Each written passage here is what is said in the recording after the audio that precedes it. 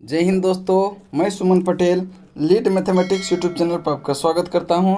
आज जो है 1857 के क्रांति का पार्ट 2 होगा। पार्ट 1 में इससे थ्योरी रिलेटेड जितने भी इम्पोर्टेंट फैक्ट्स था वो हम पूरा कंप्लीट करवा चुके हैं। और आज जो है आपका पार्ट 2 में जो है 1857 के विद्रोह का जितना क्वेश्चन है लगभग पूरा कंप्लीट करवा देंगे। ठीक है, तो चलिए देखते हैं। क्वेश्चन नंबर 10 तक हम करवा चुके थे, 11 नंबर क्वेश्चन से चलते हैं। 1857 के संग्राम के निम्नलिखित केंद्रों में सबसे पहले अंग्रेजों ने किसे पुनः अधिकृत किया? तो ये किया था दिल्ली को। किसको? दिल्ली को। अब देखते हैं किस ऑप्शन में है दिल्ली। ठीक है, तो राइट आंसर जो हो जाएगा दिल्ली, ऑप्शन सी में है। दिल्ली आपका right answer option number C में है, तो इसका राइट आंसर होगा दिल्ली। ठीक है, तो अब देखेंगे इसका व्याख्या। कहता है कि कैप्टन निकलसन, कौन है? कैप्टन निकलसन के नेतृत्व में 3 महीने की घेराबंदी के पश्चात 20 सितंबर 1857 ईस्वी को अंग्रेज द्वारा दिल्ली को पुनर्प्राप्ति किया गया था। नेक्स्ट क्वेश्चन चलते हैं, क्वेश्चन नंबर 12। 1857 के स्वतंत्रता संघर्ष की वीरांगना महारानी लक्ष्मीबाई की जन्मस्थली कहाँ है? तो इसका जन्मस्थली वाराणसी में है, ऑप्शन सी आपका राइट आंसर होगा। नेक्स्ट देखते हैं इसकी व्याख्या।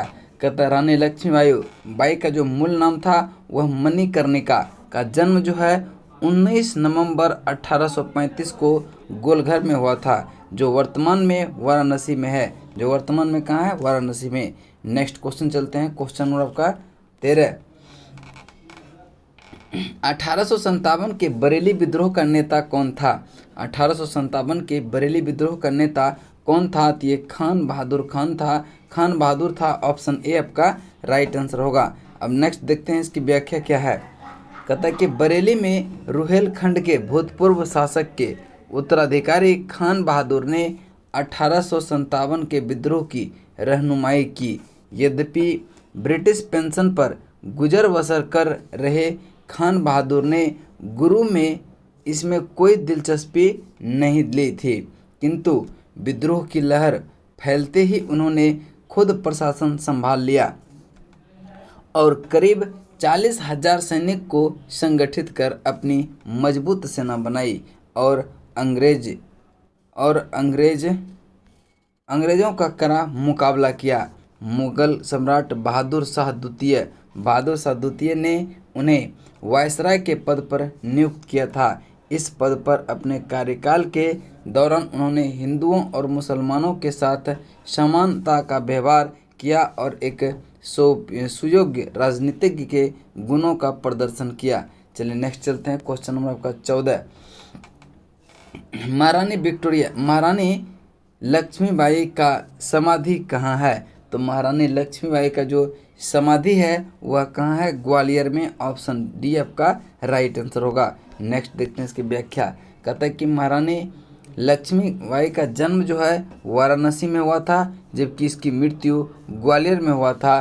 ग्वालियर में ही महारानी लक्ष्मीबाई का समाधि स्थल है। ठीक है, नेक्स्ट क्वेश्चन चलते हैं, क्वेश्चन नंबर आपका 15। क्वेश्चन नंबर 15 को देखेंगे। कहते हैं कि रानी लक्ष्मीबाई अंतिम युद्ध में सामना करना पड़ा था किसके? तो ये हीरोज के साथ लड़ते हुए मर गई थी। ऑप्शन ए आपका राइट आंसर होगा। ऑप्शन ए आपका राइट आंसर होगा। चलिए नेक्स्ट देखते हैं आपका इसकी व्याख्या। देखेंगे, कहते हैं कि रानी लक्ष्मीबाई झांसी के अंतिम मराठा राजा गंगाधर राव की विधवा थी। जबकि किसी उत्तराधिकारी के अभाव में राजा गंगाधर राव की मृत्यु हो गई और डलहौजी ने व्यापकगत सिद्धांत के अंतर्गत 1853 में झांसी का ब्रिटिश साम्राज्य में विलय कर लिया। झांसी में जून 1857 में रानी लक्ष्मीबाई के नेतृत्व में विद्रोह का श्री गणेश हुआ। झांसी के पतन के बाद रानी ग्वालियर की ओर प्रस्थान कर गई, जहां तात्या टोपे के साथ अंग्रेजों को कई युद्धों में पराजित करने के बाद अंततः अंग्रेज जनरल हीरोज से लड़ते हुए 17 जून को 17 जून 1858 को वे वीर गति को प्राप्त हुई। रानी की मृत्यु पर यूरोज ने कहा, भारतीय विद्रोहियों में यह सोई हुई औरत अकेली मर्द है। भारतीय विद्रोहियों में यहाँ सोई हुई औरत अकेली मर्द है। यह कथन किसने कहा था? यूरोज ने कहा था। नेक्स्ट क्वेश्चन चलते हैं, क्वेश्चन नंबर 16। 1857 का विद्रोह लखनऊ में किसके नेतृत्व में आगे बढ़ा था? तो बेगम ऑफ अवध, जिसका नाम था हजरत महल। ठीक है, ऑप्शन ए आपका राइट आंसर होगा। देखते हैं इसकी व्याख्या। लखनऊ अवध में विद्रोह का प्रारंभ 30 मई 1857 ईस्वी को हुआ। विद्रोह का नेतृत्व बेगम हजरत महल जिसको बेगम ऑफ अवध ने की थी। नेक्स्ट क्वेश्चन चलते हैं कि वह महिला जिन्होंने अवध में 1857 के क्रांति का नेतृत्व किया वह कौन था? तो इसका राइट आंसर होगा Begum Hazrat Mahal, option D. Next question चलते हैं, क्वेश्चन नंबर 18। 1857 में लखनऊ में 1857 के स्वतंत्रता संग्राम का नेतृत्व किसने किया? तो बेगम ऑफ हजरत महल, यानी कि ऑप्शन सी आपका राइट आंसर होगा। नेक्स्ट क्वेश्चन चलते हैं, क्वेश्चन नंबर 19। निम्न में कौन इलाहाबाद में 1857 के संग्राम का नेता था? इलाहाबाद में 1857 के संग्राम का नेता कौन था? तो मौलवी लियाकत अली, ऑप्शन डी आपका राइट आंसर होगा। चलिए देखते हैं इसकी व्याख्या को। कहते इलाहाबाद में 1857 के संग्राम में विद्रोहियों की कमान मौलवी लियाकत अली ने संभाली। बाद में यहाँ के विद्रोह को जनरल नील ने समाप्त किया था।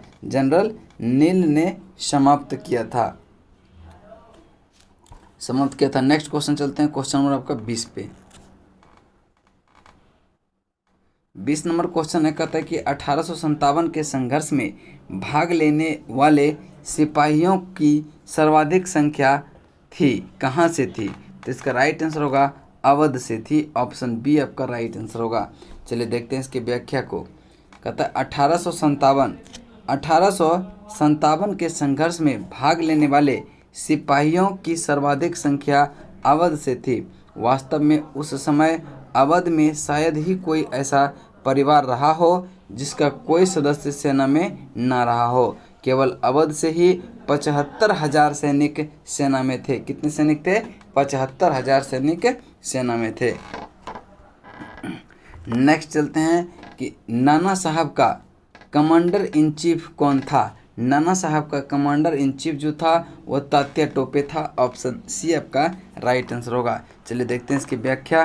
कहता है कि कानपुर में 5 जून 1857 को नाना साहब को पेशवा मानकर स्वतंत्रता की घोषणा की। नाना साहब को सेनापति commander in chief Tatya Tope से बहुत सहायता मिलती थी। चलिए नेक्स्ट क्वेश्चन चलते हैं, क्वेश्चन नंबर 22। अजीमुल्ला खां सलाहकार थे किसके? अजीमुल्ला खां किसके सलाहकार थे? तो नाना साहब के थे, ऑप्शन ए आपका राइट आंसर होगा। चलिए नेक्स्ट देखते हैं। नेक्स्ट क्वेश्चन है क्वेश्चन नंबर 23। वर्ष 1857 के विद्रोह के संदर्भ में निम्नलिखित में से किसे उसके मित्र ने धोखा दिया तथा जिसे अंग्रेजों द्वारा बंदी बनाकर मार दिया गया? तो इसका राइट आंसर होगा तात्या टोपे के जो है दोस्त ने इसको धोखा दिया था। ठीक है, चलते हैं इसकी व्याख्या देख लेते हैं। तात्या टोपे जो 1814 से 1859 को रामचंद्र पांडुरंग के नाम से भी जाना जाता है। ये भी क्वेश्चन पूछता है कि तात्या टोपे को और किस नाम से जाना जाता है? तो रामचंद्र पांडुरंग के नाम से जाना जाता है। वे 1857 के भारतीय विद्रोह के प्रमुख नेता थे। इसका जन्म महाराष्ट्र में येओला गांव में हुआ था। वे अपने पिता पांडुरंग राव टोपे के साथ बिठूर आ गए, जहां वे पेशवा के दत्तक पुत्र नाना धोतू पंत, इन्हें नाना साहब के नाम से भी जाना जाता था, और महाराजा माधव सिंह जी के मित्र बन गए थे।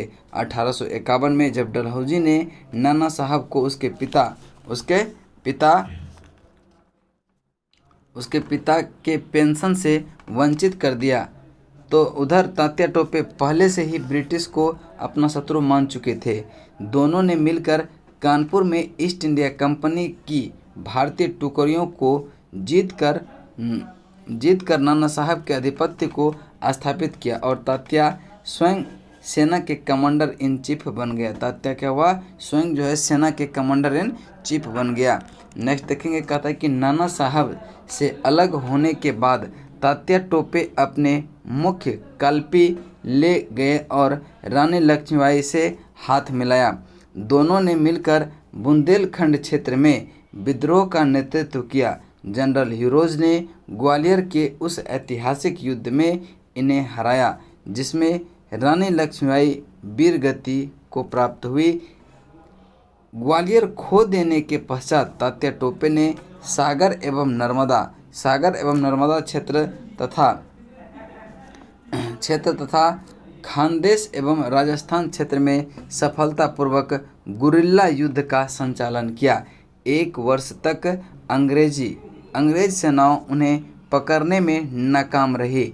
1 वर्ष तक क्या हुआ था, वह पकड़ाया नहीं था। अंततः उसके एक विश्वसनीय मित्र मान सिंह, जिसका नाम था मान सिंह, ने उन्हें धोखा देकर उस समय पकड़वा दिया जब वे पारो के जंगल में अपने कैंप में शयन कर रहे थे। यहाँ से उन्हें पकड़कर शिवपुरी लाया गया और सैनिक अदालत में 18 अप्रैल 1859 को फांसी दे दी गई। तो इसका चलिए नेक्स्ट देखते हैं। क्वेश्चन नंबर आपका 24 कहता है कि 1857 के निम्नलिखित क्रांतिकारियों में से किसका वास्तविक नाम रामचंद्र पांडुरंग था। रामचंद्र पांडुरंग था।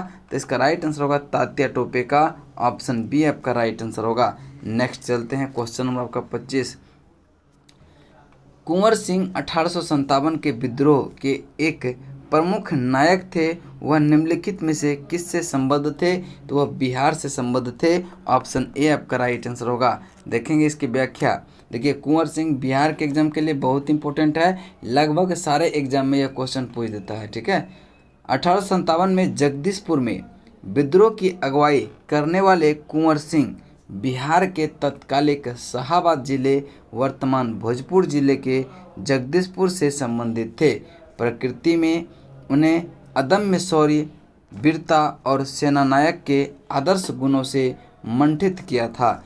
इस कारण उन्हें सही रूप में विद्रोह के दौरान बिहार का सिंह माना जाता है। बिहार का सिंह माना जाता है। कहते हैं कि उन्होंने शाहाबाद एवं आगरा क्षेत्र में अंग्रेजों की सत्ता का तख्ता पलट दिया और अपने सरकार स्थापित किया।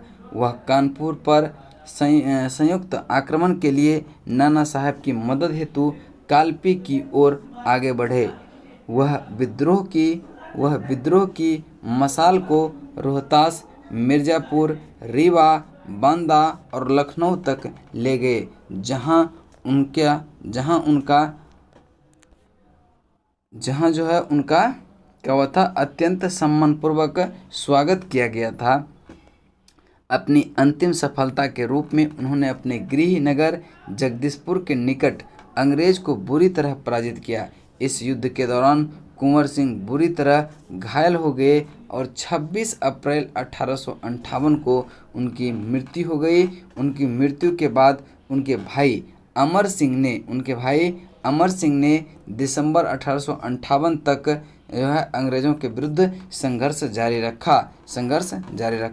चलिए नेक्स्ट क्वेश्चन है कि वही क्वेश्चन फिर आ गया। देखिए कि कुंवर सिंह अंग्रेज के खिलाफ 1857 के विद्रोह में किस जगह शामिल हुए थे। इसका राइट आंसर होगा आरा, ऑप्शन ए। ठीक है, तो नेक्स्ट क्वेश्चन देखेंगे। कहते हैं कि 1857 की क्रांति के समय यानी कि दौरान बिहार में क्रांतिकारी का नेता कौन था। ये था वीर कुंवर सिंह, बाबू कुंवर सिंह, ऑप्शन बी आपका राइट आंसर होगा। नेक्स्ट देखेंगे 28, बिहार में 1857 के विद्रोह का नेतृत्व किसने किया था। ये किया था कुंवर सिंह, ऑप्शन सी।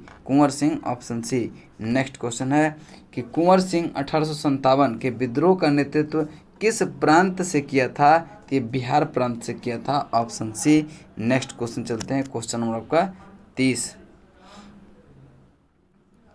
क्वेश्चन नंबर 30 है, 1857 के विद्रोह का नेतृत्व बिहार में किसने किया था? तो Kunwar Singh, option B, Kunwar Singh, option B. Next question चलते हैं, क्वेश्चन नंबर आपका 31 नंबर क्वेश्चन को ध्यान से पढ़ेंगे। कहता है कि जगदीशपुर के किस व्यक्ति ने 1857 ईस्वी के विप्लव में क्रांतिकारियों का नेतृत्व किया? तो ये किसने किया था? तो वीर कुंवर सिंह, ऑप्शन ए आपका राइट आंसर होगा।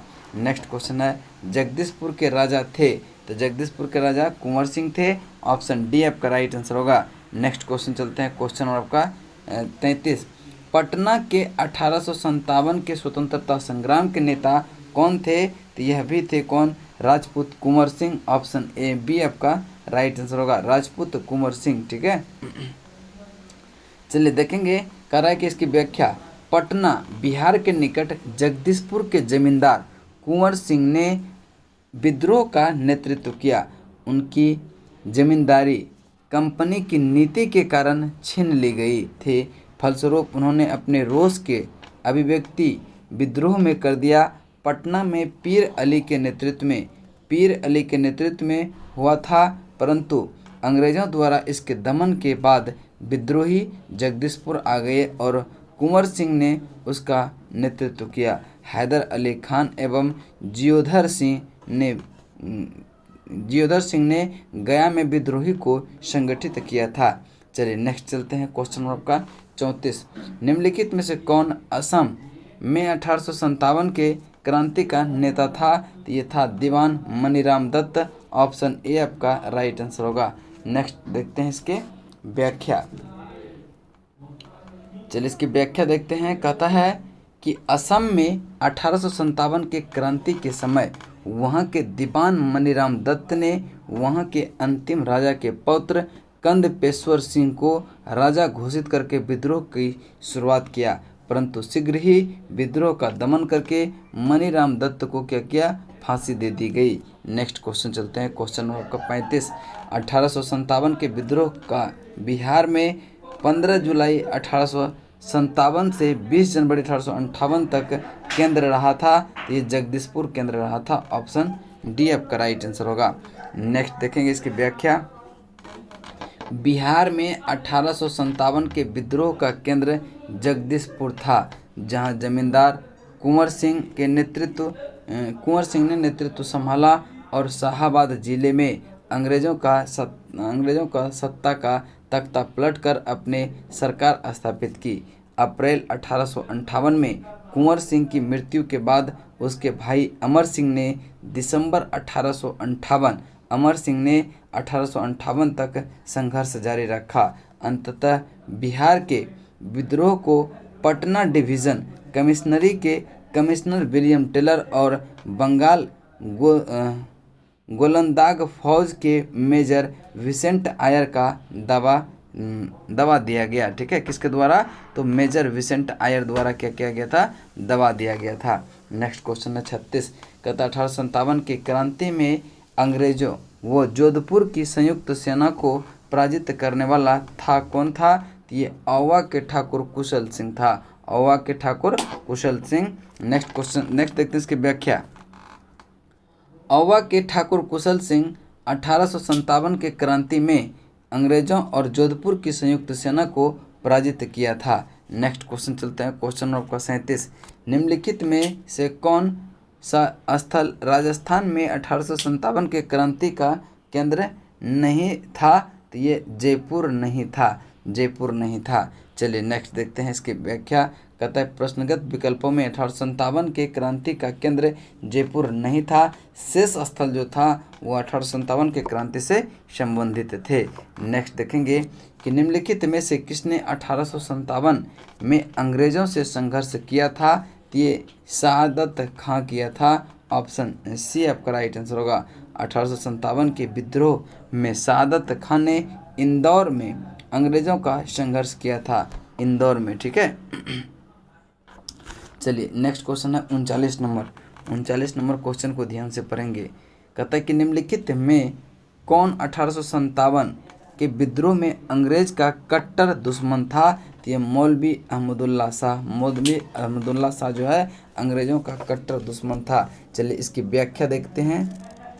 मौलवी अहमदुल्ला शाह ने फैजाबाद में 1857 के विद्रोह को अपना नेतृत्व प्रदान किया। ये अंग्रेज़ों के सबसे कट्टर दुश्मन थे। वह मूलतः तमिलनाडु में अर्काट के रहने वाले थे, पर वह फैजाबाद में आकर बस गए थे। उन्होंने भारत के विभिन्न धर्मानुयायियों का आह्वान करते हुए कहा कि सारे लोग का फिर अंग्रेज़ के विरुद्ध खड़े हो जाओ और उन्हें भारत से बाहर खदेड़ दो। इसके बारे में अंग्रेज़ों ने कहा कि वह अदम्य साहस के गुणों से परिपूर्ण और दृढ़ संकल्प वाले व्यक्ति था तथा विद्रोहियों में सर्वोत्तम सैनिक है।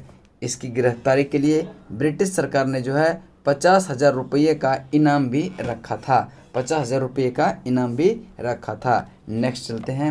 1857 के विद्रोह को किस उर्दू कवि ने देखा था? तो मिर्ज़ा गालिब ने देखा था। ऑप्शन सी आपका राइट आंसर होगा। नेक्स्ट है प्रश्नगत विकल्पों में दिए गए शायरों में 1857 के विद्रोह के को जो है मिर्ज़ा गालिब ने अपनी स्वयं आँखों से देखा था। नेक्स्ट है 41। सुप्रसिद्ध उर्दू शायर मिर्ज़ा गालिब का मूल नाम क्या था? तो सुप्रसिद्ध उर्दू शायर मिर्ज़ा गालिब का मूल नाम जो था, मूल निवास कहाँ था? तो मूल निवास था आगरा में। Option A. चलिए देख लेते हैं इसकी व्याख्या। कहता है कि उर्दू शायर मिर्ज़ा गालिब का जन्म 27 दिसंबर 1797 को आगरा में और मृत्यु जो है 15 फरवरी 1869 को दिल्ली में हुई थी। चलिए नेक्स्ट क्वेश्चन चलते हैं। क्वेश्चन नंबर का 42। आज़ादी की पहली लड़ाई 1857 में किसने भाग नहीं लिया था? तो इसका राइट आंसर होगा भगत सिंह ने भाग नहीं लिया था। भगत सिंह ने भाग नहीं लिया था। चलिए नेक्स्ट। तात्या टोपे भी भाग लिया था, रानी लक्ष्मीबाई भी और बहादुर शाह जफर भी, लेकिन भगत सिंह भाग नहीं लिए थे। तो ऑप्शन डी आपका राइट आंसर होगा। भगत सिंह 1857 की आज़ादी की पहली लड़ाई में भाग नहीं लिए थे, जबकि रानी लक्ष्मीबाई, बहादुर शाह जफर और तात्या टोपे ने 1857 की लड़ाई में भारतीय जनमानस के नेतृत्व किया था। चलिए नेक्स्ट क्वेश्चन चलते हैं। क्वेश्चन नंबर 43 कहता है कि 1857 के विद्रोह में से निम्नलिखित में से कौन सा संबद्ध नहीं है? तो बेगम हजरत महल ये 1857 विद्रोह से संबंधित है। कुंवर सिंह ये भी नहीं है, ये भी नहीं है। ये क्या है? ये 1857 के विद्रोह से संबंधित है। तो देख लेते हैं और ऑप्शन में क्या क्या है। देखेंगे उधम सिंह। उधम सिंह जो है ये 1857 के विद्रोह से संबंधित नहीं है और यही आपका क्या हो जाएगा? राइट आंसर होगा, क्योंकि ये सब जो है 1857 के बाद इस लोग का जन्म ही हुआ था। ठीक है। और मौलवी अहमदुल्ला ये भी जो 1857 के विद्रोह में शामिल थे। नेक्स्ट पॉइंट देखते हैं इसका व्याख्या। उधम सिंह 1857 के विद्रोह से संबद्ध नहीं थे। ये पंजाब के क्रांतिकारी थे। जालियांवाला बाग हत्याकांड का बदला लेने के लिए इन्होंने पंजाब के गवर्नर रहे माइकल ओ डायर की लंदन में मार्च 1940 में हत्या कर दी, जिसके लिए उन्हें गिरफ्तार करके मृत्युदंड दे दिया गया। बेगम हजरत महल ने लखनऊ में, कुंवर सिंह बिहार में तथा मौलवी अहमदुल्ला शाह ने ये जो है फैजाबाद से 1857 के विद्रोह का नेतृत्व किया था। नेक्स्ट क्वेश्चन चलते हैं। क्वेश्चन आपका 44। 1857 के स्वतंत्रता संग्राम में किस राजवंश ने अंग्रेज़ों की सर्वाधिक सहायता किया था? तो ये ग्वालियर के सिंधिया ने जो है अंग्रेज़ों की सर्वाधिक सहायता किया था। नेक्स्ट देखते हैं इसकी व्याख्या क्या है। 1857 के स्वतंत्रता संघर्ष में ग्वालियर के सिंधिया ने अंग्रेज़ों की सर्वाधिक सहायता की। यूरोपीय इतिहासकार ने ग्वालियर के मंत्री सर दिनकर राव और हैदराबाद के मंत्री सलार जंग की राजभक्ति की बहुत सराहना की। संकट के समय कैनिंग ने कहा था, यदि सिंधिया भी विद्रोह में सम्मिलित हो जाए तो मुझे कल ही बिस्तर गोल करना होगा। ठीक है। तो नेक्स्ट क्वेश्चन चलते हैं। Question number 45। भारत में शिक्षित मध्य वर्ग ने क्या किया था 1857 के विद्रोह में? वह लोग तटस्थ बनाए रखे थे, मतलब कोई इंटरेस्ट उसमें नहीं लिए थे। तो आपका राइट आंसर हो जाएगा ऑप्शन नंबर सी। तो चलिए देखते हैं इसकी व्याख्या क्या है। कहता है कि 1857 के विद्रोह में जो है शिक्षित वर्ग ने कोई रुचि नहीं ली, जो इस महासमर की असफलता के प्रमुख कारणों में एक है। विद्रोही जिस प्रकार अंधविश्वासों का उपयोग करते यह प्रगतिशील सामाजिक उपायों का विरोध करते थे, उसे शिक्षित भारतीय उसने विदक कर दूर हो गए। शिक्षित भारतीय देश का पिछड़ापन दूर करना चाहते थे।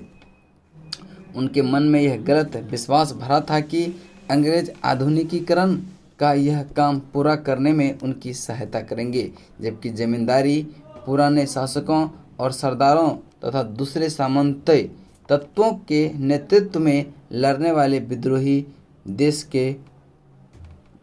के पीछे में जाएंगे। कुछ समय बाद ही शिक्षित भारतीयों ने अपना अनुभव से जाने कि विदेशी शासन देश का आधुनिकीकरण करने में न सिर्फ असमर्थ है बल्कि साबित हुआ कि बल्कि उसने उसे गरीब और पिछड़े बनाए रखा। इस मामले में 1857 की क्रांति अधिक दूरदर्शी सिद्ध हुआ। चलिए नेक्स्ट चलते हैं। आपका क्वेश्चन नंबर आपका 46 नंबर क्वेश्चन को ध्यान से पढ़ेंगे। कहता है कि निम्नलिखित में से 1857 के विद्रोह में भाग नहीं लिया था। तो देखिए उसमें जो है आपका साहूकार और जमींदार भाग नहीं लिए थे, कृषक और खेतिहर मजदूर ये सब 1857 के क्रांति में भाग लिए थे। तो कौन भाग नहीं लिए थे? तो 2 और 4 भाग नहीं लिए थे। ऑप्शन डी आपका राइट आंसर होगा। चलिए देखते हैं इसकी व्याख्या। 1857 का विद्रोह बहुत बड़े क्षेत्र में फैला हुआ था और इसे जनता का व्यापक समर्थन प्राप्त था। फिर भी पूरे देश को या भारतीय समाज के सभी अंगों तथा वर्गों को यह अपने लपेट में नहीं ले सका। यह दक्षिणी भारत तथा पूर्वी और पश्चिमी भारत के अधिकांश भागों में नहीं फैल सका। भारतीय राजवाड़ों के अधिकांश शासक तथा बड़े जमींदार पक्के स्वार्थी तथा अंग्रेज की शक्ति से भयभीत थे और वे विद्रोह में शामिल नहीं हुए। ग्वालियर के सिंधिया, इंदौर के होलकर, हैदराबाद के निजाम, जोधपुर के राजा, भोपाल के नवाब, पटियाला, नाभा और जिंद के सिख शासक एवं पंजाब के दूसरे सिख सरदार, कश्मीर के महाराजा तथा दूसरे अनेक सरदारों और जमींदारों ने विद्रोह को कुचलने में सक्रिय सहायता की।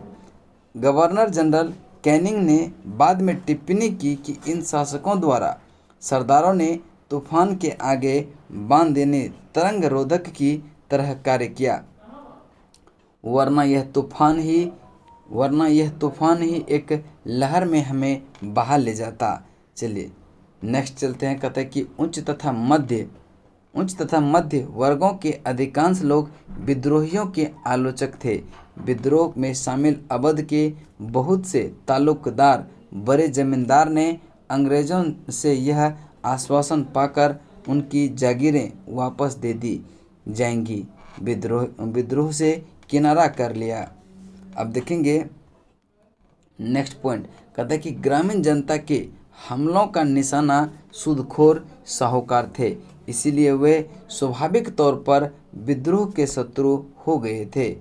आधुनिक शिक्षा प्राप्त भारतीयों ने भी विद्रोह का साथ नहीं दिया था। क्या हुआ था? आधुनिक शिक्षा प्राप्त भारतीयों ने भी क्या हुआ था? विद्रोह का साथ नहीं दिया था। शिक्षित भारतीय देश का पिछड़ापन समाप्त करना चाहते थे। उनके मन में यह गलत विश्वास भरा हुआ था कि अंग्रेज आधुनिकीकरण के ये काम पूरा करने में उसकी सहायता करेंगे। चलिए नेक्स्ट चलते हैं। क्वेश्चन नंबर आपका 47 नंबर क्वेश्चन को ध्यान से पढ़ेंगे।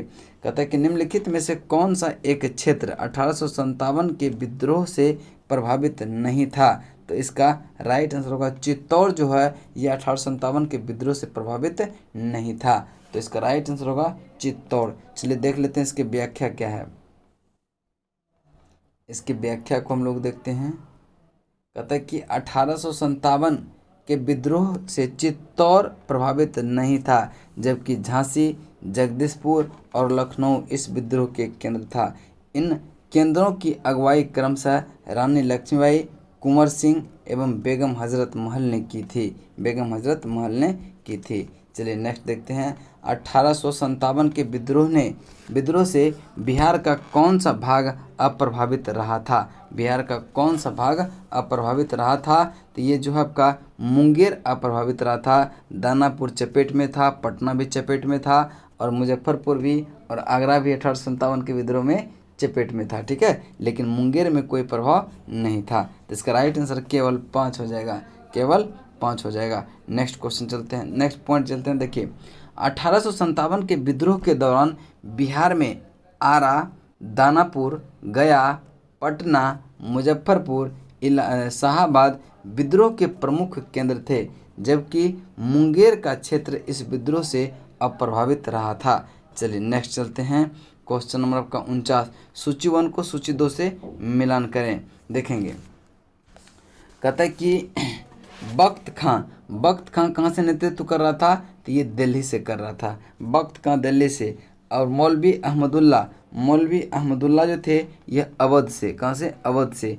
कुंवर सिंह ये जो है आपका आरा से। नाना साहब कानपुर से। तो इसका राइट आंसर जो हो जाएगा 4132। 4132 देखते हैं किस ऑप्शन में है। 4132 आपका right answer option number C है। ऑप्शन सी आपका राइट आंसर हो जाएगा। नेक्स्ट क्वेश्चन चलते हैं। क्वेश्चन नंबर आपका 49 के बाद 50। ठीक है, देखिए इसका व्याख्या देख लेते हैं। ठीक है, देखिए सूची 1 है, सूची 2 बख्त खां दिल्ली, मौलवी अहमदुल्ला अवध और कुंवर सिंह आरा, नाना साहब कानपुर। तो ये ध्यान में रखिएगा। चलिए नेक्स्ट क्वेश्चन चलते हैं। क्वेश्चन नंबर 50 फिर है सूची 1 को सूची 2 से सुमेलित करें। सूची 1 को सूची 2 से सुमेलित करें तो आप देखेंगे इसका राइट आंसर जो हो जाएगा वह कौन सा हो जाएगा। तो कहते हैं कि झांसी से कौन कर रहा था नेतृत्व? ये रानी लक्ष्मीबाई। लखनऊ से बेगम हजरत महल। लखनऊ से कौन? बेगम हजरत महल। कानपुर से जो कर रहे थे ये कर रहे थे अजीमुल्लाह खां।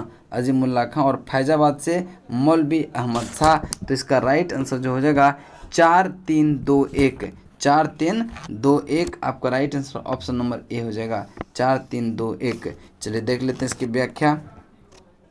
1857 के विद्रोह में झांसी में रानी लक्ष्मीबाई, लखनऊ में बेगम हजरत महल, कानपुर एवं फतेहपुर में अजीमुल्लाह खां तथा फैजाबाद में मौलवी अहमद शाह, जिसको मौलवी अहमदुल्ला साहब के नेतृत्व में किया गया था। नेक्स्ट क्वेश्चन चलते हैं। ये भी क्या है? क्रांतिकारी और स्थान। ये भी मिलान करने के लिए ही है। ठीक है, तो चलिए देखते हैं इसकी मिलान करते हैं। नाना साहब और स्थान, ये किस स्थान से नेतृत्व कर रहे थे? तो कानपुर से। नाना साहब कानपुर से। नवाब हमीद अली खां ये आपका दिल्ली, और मौलवी अहमदुल्ला ये लखनऊ से, और मनीराम दत्त असम से। तो 2134 इसका राइट आंसर होगा। 2134 आपका किस ऑप्शन में है? 2134 आपका ऑप्शन नंबर डी में है।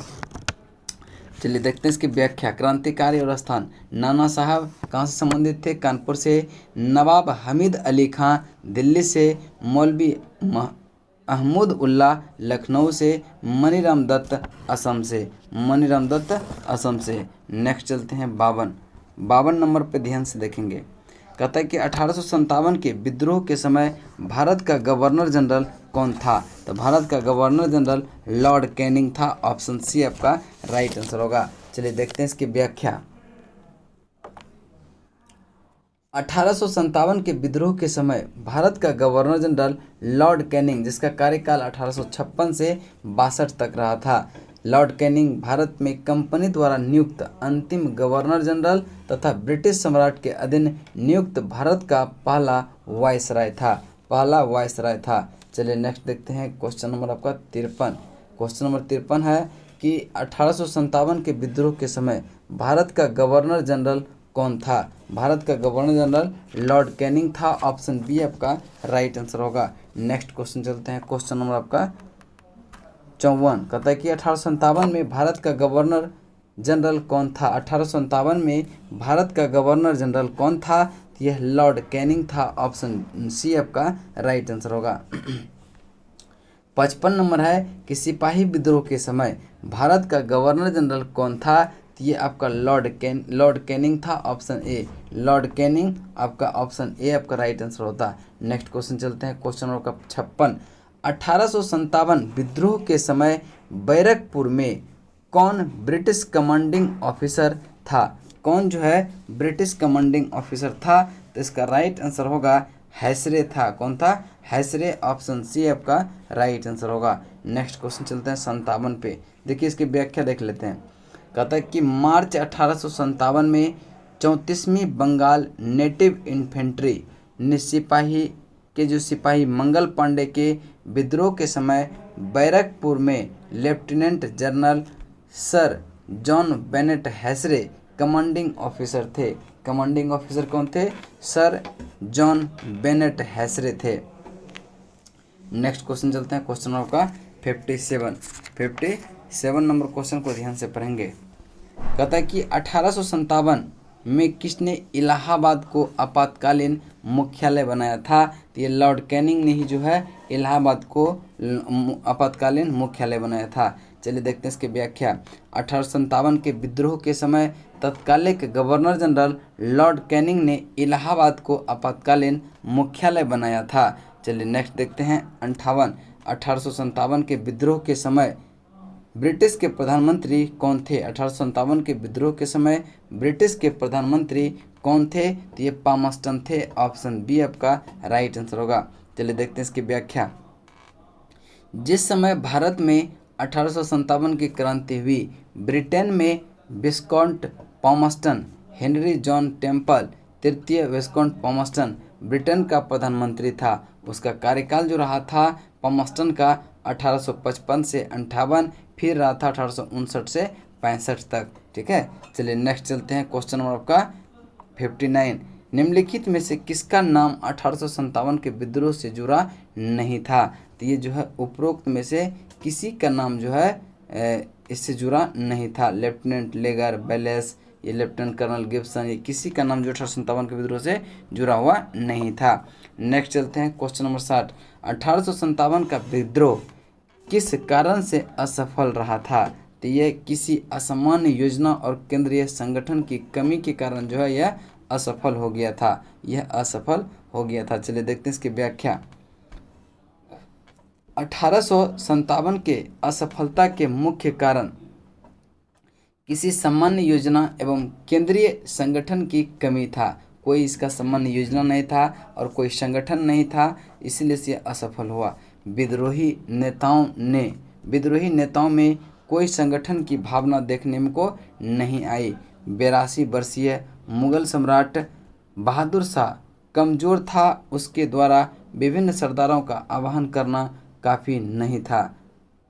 साथ ही विद्रोहियों में वीरता तो दिखाई और सरकार का विनाश करने पर वे तुले हुए भी प्रतीत होते थे, किंतु ऐसा करने के लिए उसके पास किसी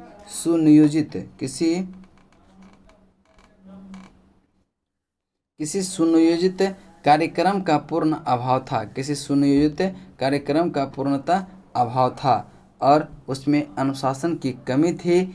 कभी कभी तो वे अनुशासित सेना के बजाय दंगाई भीड़ की तरह व्यवहार करते थे। विदेशी शासन के प्रति एक साझी घृणा को छोड़कर कोई और संबंध सूत्र नेता के बीच नहीं था। अब देखेंगे, कहता है कि किसी क्षेत्र विशेष से ब्रिटिश सत्ता को उखाड़ फेंकने के बाद उन्हें पता नहीं होता था कि उसकी जगह किसी प्रकार की राजनीति सत्ता या संस्थाएं स्थापित की जाए। उसके पास एक भविष्योन्मुख कार्यक्रम, सुसंगत विचारधारा, राजनीतिक परिप्रेक्ष्य, यह भावी समाज और अर्थव्यवस्था के प्रति एक स्पष्ट दृष्टिकोण का अभाव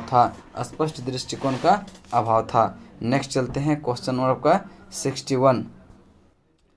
1857 का प्रथम स्वतंत्रता संग्राम असफल हुआ क्योंकि जो है वह भारतीय सिपाहियों में उद्देश्य की एकता की कमी थी। यह कथन भी सही है, ये भी एक असफलता का कारण था।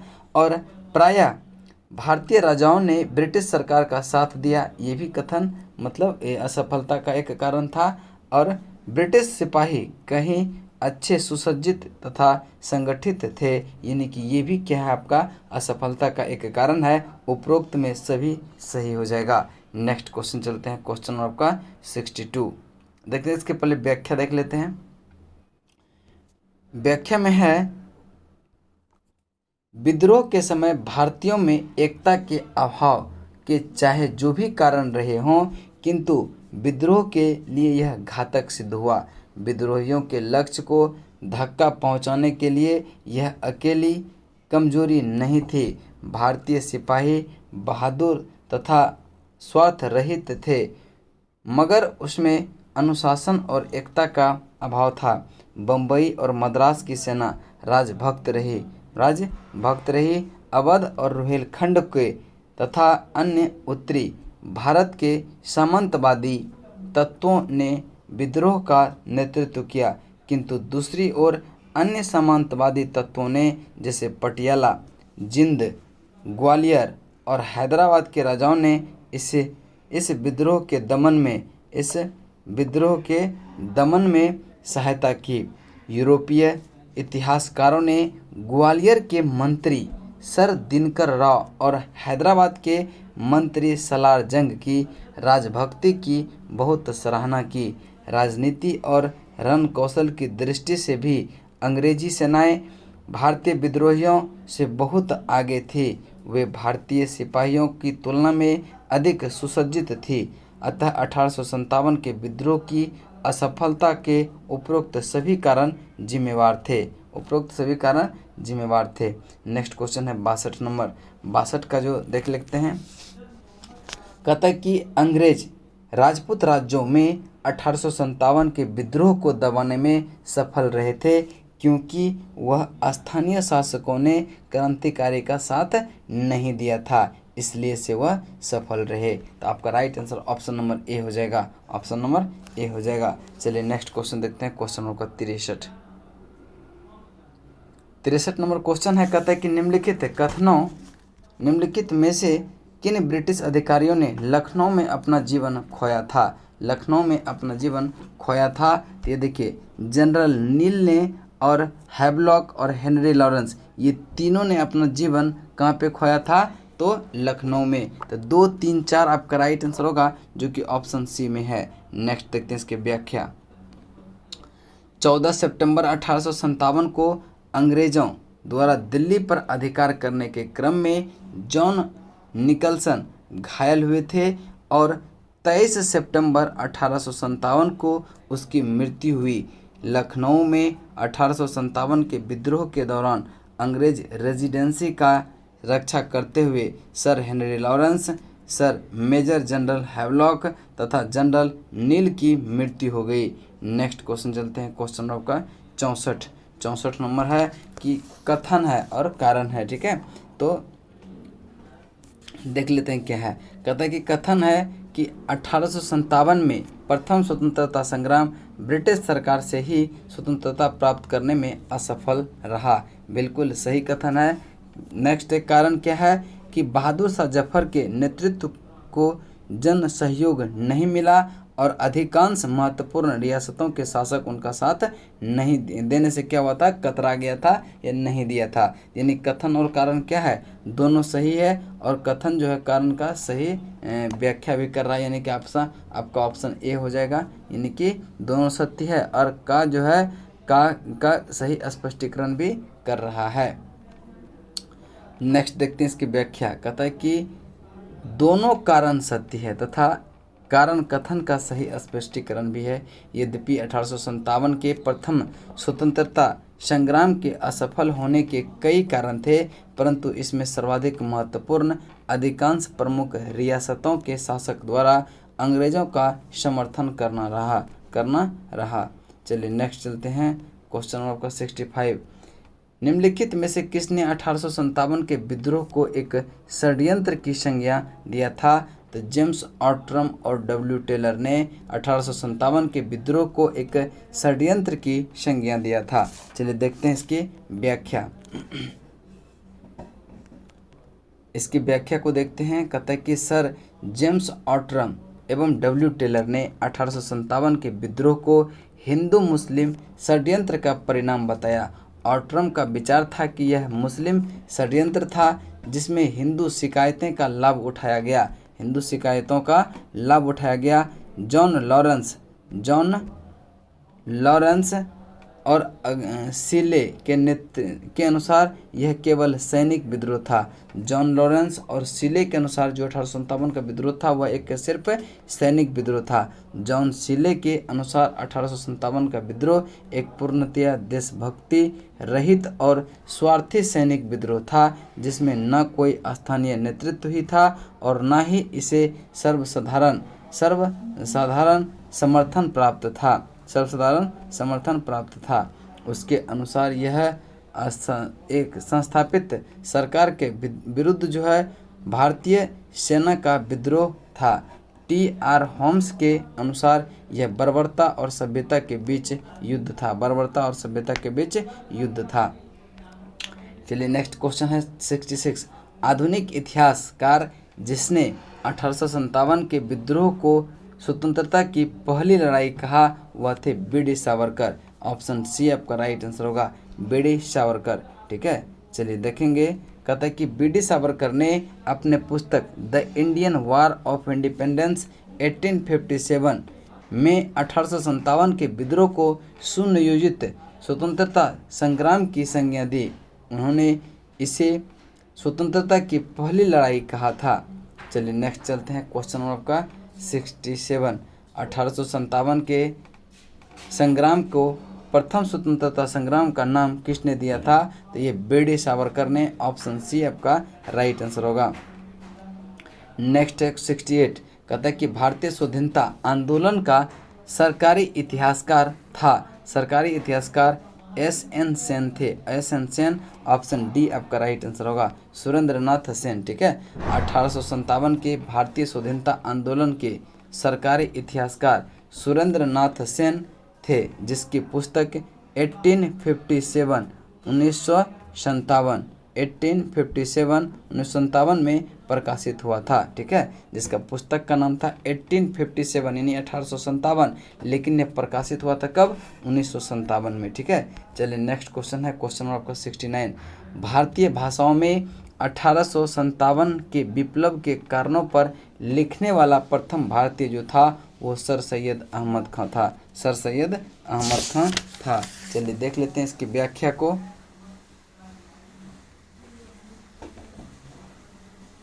सर सैयद अहमद खां द्वारा लिखित पुस्तक असबाब ए बगावत ए हिंद वर्ष 1859 में प्रकाशित हुई, जिसमें 1857 के विद्रोह के कारणों की चर्चा की गई थी। चलिए नेक्स्ट चलते हैं। क्वेश्चन नंबर आपका 70।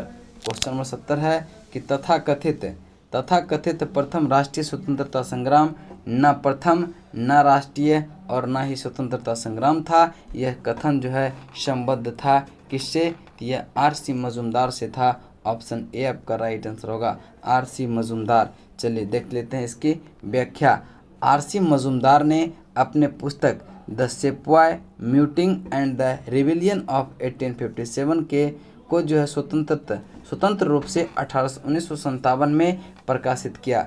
मजूमदार ने ही 1857 के विद्रोह को तथाकथित प्रथम राष्ट्रीय स्वतंत्रता संग्राम, न प्रथम, न राष्ट्रीय और न ही स्वतंत्रता संग्राम कहा था। चलिए नेक्स्ट क्वेश्चन है 71। कहता है किसने लिखा था कि इस निर्णय से इनकार करना कठिन है कि तथाकथित 1857 का प्रथम राष्ट्रीय स्वतंत्रता संग्राम न तो प्रथम, न ही राष्ट्रीय था और न ही स्वतंत्रता संग्राम था। यह आर.सी. मजूमदार ने लिखा था। आर.सी. मजूमदार ने। ऑप्शन ए आपका राइट आंसर होगा, ऑप्शन ए। नेक्स्ट क्वेश्चन चलते हैं 72। कहता है कि 1857 के क्रांति के बारे में निम्नलिखित में से कौन सा एक अवधारणा सही है? तो इसका राइट आंसर जो हो जाएगा, इसने भारत में ईस्ट इंडिया कंपनी की शासन प्रणाली को मृतप्राय बना दिया। ऑप्शन सी आपका राइट आंसर होगा। चलिए देख लेते हैं इसकी व्याख्या। 1857 के क्रांति के परिणाम स्वरूप भारतीय शासन की बागडोर कंपनी के हाथों से निकलकर ब्रिटिश क्राउन के हाथों में चली गई। इसकी शासन प्रणाली में भी आमूल चूक परिवर्तन किया गया। अतः 1857 की क्रांति के संदर्भ में प्रश्नगत जो है विकल्प सी सही होगा। चलिए देख लेते हैं आपका क्वेश्चन नंबर 73 नंबर क्वेश्चन है कि महारानी विक्टोरिया ने भारतीय प्रशासन को ब्रिटिश ताज के नियंत्रण में लेने की घोषणा कब किया? तो 1 नवंबर 1858 को महारानी विक्टोरिया ने भारतीय प्रशासन को ब्रिटिश ताज के नियंत्रण में लेने की घोषणा किया। चलिए देख लेते हैं 1857 के क्रांति के दमन के पश्चात 1 नवंबर 1858 को महारानी विक्टोरिया ने भारतीय प्रशासन को ब्रिटिश ताज के नियंत्रण में लेने की घोषणा किया। कब किया घोषणा? तो 1 नवंबर 1858 को। इस घोषणा के बाद भारत में क्या हुआ कि कंपनी के शासन को समाप्त कर दिया गया। ईस्ट इंडिया कंपनी का जो शासन चल रहा था उसको समाप्त कर दिया। भारत को सीधे ब्रिटिश क्राउन के अधीन कर दिया गया। एक भारत मंत्री ये सचिव तथा 15 सदस्य वाले इंडियन काउंसिल की स्थापना की गई। तत्कालिक गवर्नर जनरल लॉर्ड कैनिंग को ही भारत का प्रथम वायसराय बनाया गया। चलिए नेक्स्ट क्वेश्चन है 74 नंबर क्वेश्चन को ध्यान से पढ़ेंगे। कहता है कि सम्राज्ञी विक्टोरिया ने 1858 की घोषणा में भारतीयों को बहुत सी चीज़ें दिए जाने का आश्वासन दिया था। निम्नलिखित आश्वासनों में कौन सा ब्रिटिश शासन ने पूरा किया था? तो ये जो है रियासतों को हड़पने की नीति को जो है समाप्त कर दी जाएगी, यही आश्वासन सिर्फ पूरा किया था। ऑप्शन ए आपका राइट आंसर होगा। नेक्स्ट को देखते हैं इसकी व्याख्या। कहते हैं कि 1857 के विद्रोह का सबसे महत्वपूर्ण परिणाम महारानी विक्टोरिया की उद्घोषणा थी। यह उद्घोषणा 1 नवंबर 1858 को इलाहाबाद में हुए दरबार में लॉर्ड कैनिंग के द्वारा उद्घोषित की गई थी। इसमें क्या हुआ था? भारत में कंपनी के शासन को समाप्त कर भारत का शासन सीधे क्राउन के अधीन कर दिया गया। इस उद्घोषणा में भारत में ब्रिटिश साम्राज्य के विस्तार पर रोक लगा दिया। लोगों को धार्मिक मामले में हस्तक्षेप न करना, एक समान कानूनी सुरक्षा सबको उपलब्ध कराना शामिल थे। भारतीय रजवाड़ों के प्रति विजय और विलय की नीति का परित्याग कर दिया गया और सरकार ने राजाओं को गोद लेने की अनुमति प्रदान की। तथापि अन्य आश्वासन ब्रिटिश शासन द्वारा पूरे नहीं किए जा सके। चलिए देखते हैं आपका 75 नंबर क्वेश्चन। कहता है कि महारानी विक्टोरिया की उद्घोषणा 1858 का उद्देश्य क्या था? तो भारतीय राज्यों को ब्रिटिश राज्य में मिलाने के किसी भी विचार का परित्याग करना, ये कथन सही है आपका। दूसरा है कि भारतीय प्रशासन को ब्रिटिश क्राउन के अंतर्गत रखना, ये भी सही है। भारत के साथ ईस्ट इंडिया कंपनी का व्यापार का नियमन, यह कथन आपका गलत है, यानी कि 1 और 2 सही है। तो देख लेते हैं इसके क्या है आपका आंसर। ठीक है, तो आपका राइट आंसर होगा 1 और 2, केवल 1 और 2 सही आंसर होगा। नेक्स्ट क्वेश्चन है क्वेश्चन नंबर आपका नेक्स्ट देखते हैं इसकी व्याख्या। ब्रिटिश सरकार ने 1858 में एक अधिनियम लागू किया जिसे भारत प्रशासन सुधार संबंधी अधिनियम कहते हैं। इस अधिनियम के द्वारा भारत में ईस्ट इंडिया कंपनी के शासन का अंत कर दिया गया और ब्रिटिश सरकार ने भारतीय प्रदेशों का प्रबंध सीधे अपने हाथों में ले लिया। इस अधिनियम के तहत 1858 ईस्वी में महारानी विक्टोरिया ने एक घोषणा की जिसमें यह उद्घोषित किया गया कि अब से भारत का शासन ब्रिटिश शासन के द्वारा व उसके लिए सेक्रेटरी ऑफ स्टेट द्वारा चलाया जाएगा। गवर्नर जनरल को वायसराय की पदवी दी गई, जिसका अर्थ था कि वह राजा का प्रतिनिधि था। संक्षेप में भारत पर ब्रिटिश सर्वोच्चता सुदृढ़ रूप से स्थापित कर दी गई। साथ ही रानी विक्टोरिया द्वारा की गई घोषणा द्वारा देशी राज्यों को यह आश्वासन दिया कि उसका अस्तित्व बना रहेगा। स्पष्ट है कि भारतीय राज्यों का ब्रिटिश साम्राज्य में मिलाने के किसी भी विचार का परित्याग करने की घोषणा की गई। ब्रिटानिया द्वारा प्रकाशित द हिस्ट्री ऑफ इंडिया नामक पुस्तक के पृष्ठ 261 पर उल्लिखित है कि the announcement reserved Lord Dalhousie's preserver policy of political unfixation through princely state annexation। ठीक है, चलिए नेक्स्ट चलते हैं। क्वेश्चन नंबर आपका 76 का था, निम्नलिखित में से कौन सा आयोग 1857 के विद्रोह के दमन के बाद भारतीय फौज के नव गठन से संबंधित था? तो ये था पील आयोग। ऑप्शन बी आपका राइट आंसर होगा। देखते हैं इसकी व्याख्या। 1857 के विद्रोह के दमन के बाद ब्रिटिश सरकार ने भारतीय फौज के नव गठन के लिए जुलाई 1858 में मेजर जनरल जोनाथन पील की अध्यक्षता में एक रॉयल कमीशन जिसको पील आयोग का गठन किया गया, जिसने सेना के रेजिमेंट को जो है जाति, समुदाय और धर्म के आधार पर विभाजित किया गया। यूरोपीय सैनिक की संख्या जो 1857 के पहले था 45,000 थी, अब जो है उसको बढ़ाकर 65,000 कर दिया गया। भारतीय सैनिकों की संख्या 2,38,000 से बढ़ाकर घटाकर क्या कर दिया, 1,40,000 कर दिया। बंगाल में यूरोपीय सैनिकों तथा भारतीय सैनिकों से अनुपात 1:2 रखा गया, जबकि मद्रास तथा बम्बई में 1:3 रखा गया।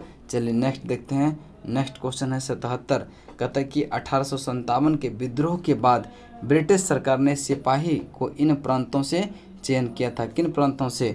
तो इसका गोरखा सबसे किया था। ठीक है, देख लेते हैं इसका राइट आंसर कौन सा हो जाएगा। तो देखिए, गोरखा, सिख एवं पंजाबी उत्तर प्रांत से किया था। ऑप्शन सी आपका राइट आंसर होगा।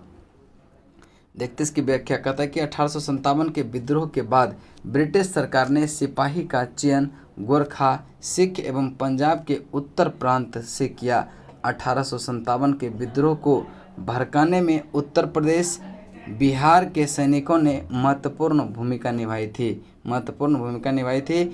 इसीलिए ब्रिटिश सरकार इन्हें संदेह की दृष्टि से देखती थी। ब्रिटिश के विद्रोह के समय बंगाल सेना के 60% सैनिक अवध तथा उत्तर पश्चिम सीमा प्रांत के थे। विद्रोह के लिए भारतीय सेना उत्तरदायी थी। इसी कारण 1 नवंबर 1858 को महारानी विक्टोरिया के उद्घोषणा पत्र के अंतर्गत सेना का पुनर्गठन किया गया, जो विभाजन और प्रतिलोभन की नीति पर आधारित था। आज जो आपका 1857 के विद्रोह यहाँ तक पूरा कंप्लीट हो जाता है। नेक्स्ट क्लास में जो हम लोग अन्य जन आंदोलन करेंगे। चलिए तब तक के लिए जय हिंद, जय भारत।